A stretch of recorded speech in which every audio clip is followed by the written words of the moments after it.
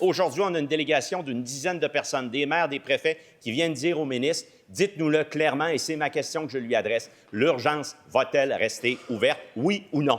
Je veux rassurer les gens de Pointe-Égamouk que nous sommes effectivement très, très sensibles à la situation de Pointe-Égamouk parce que lorsqu'on regarde les urgences de petites municipalités, elles sont très importantes dans le tissu de cette région-là. L'urgence n'est pas un luxe, c'est névralgique. Ce que la délégation vient lui dire ici ce matin, c'est, et je cite l'un d'eux, il n'y a pas d'heure pour avoir un problème cardiaque ou un accident de voiture, et que réduire les heures d'ouverture d'un service d'urgence a un effet direct sur l'espérance de vie des citoyens. Santé Québec a développé des critères très précis pour évaluer les urgences qui sont dans la même situation en ce moment au Québec. Premièrement, est-ce que les services sont accessibles aux citoyens? Deuxièmement, est-ce que ces services-là rendent plus fluide? Est-ce qu'ils sont capables de l'avoir au moment où ils en ont besoin?